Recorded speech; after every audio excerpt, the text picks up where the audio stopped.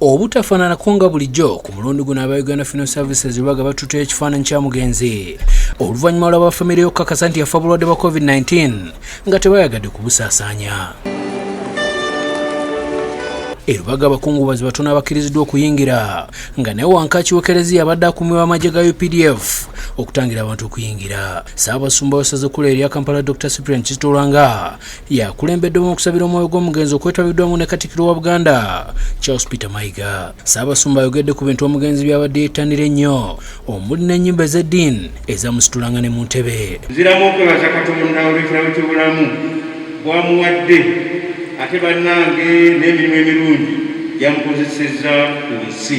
Bamulekwa nga bakulembeddwa Francis Kitaka Jr. nabo boogedde ku bulamu bwabwe ne kitaabwe n'enkolagana gye babadde naye. You are the true definition of dynamism. Third, you taught me the meaning of hard work. Atulagadde pisto ye, yatulaga pisto, chairman natulaga pisto.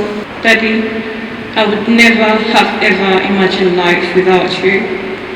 Kitaka ayogedde ku ngeri obulwadde bwa COVID-19 gye bwagonzezaamu kitaawe okutuusa we yava mu bulamu bw'ensi eno ku lw'omukagala wa wiiki ewedde. Ye mukwano gw'omugenzi Emmanuel Katongola ayogedde engeri omugenzi gye yamupeererezaamu okumwegattako okutandikawo kampuni ekozi y'eddagala ery'okuwonya abantu endwadde ez'enjawulo. Twagala okukola kampuni esobola okuleeta eddagala lye bayita generics, naye nkyagaanyi okugitandika kuba siraba wagenda giddukanya.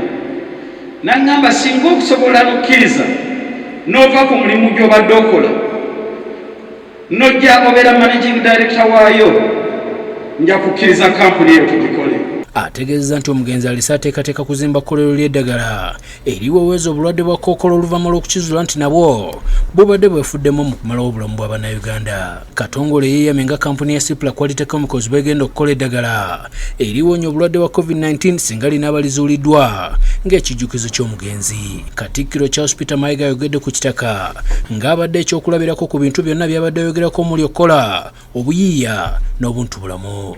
Tetuyinza kukubiriza abavubuka kukola nnyo nga ffe ssente tetulina, oba bwe tuba nazo nga tuzijja mu makubo makyamu. Kaakati eyo y'enjawulo y'omukadde ono Francis Kitaka. Katikkiro era asomye n'obubaka bwa Ssaabasajja obukungubagira omugenzi. Kitaka yafa ku Lwomukaga oluwedde obulwadde bwa coronavirus era nga wakuzikibwa ku Sande eno e Bunnamwaya. Ndi Julius Kafuluma ne Yudaya Namyalo ku Bukedde TV.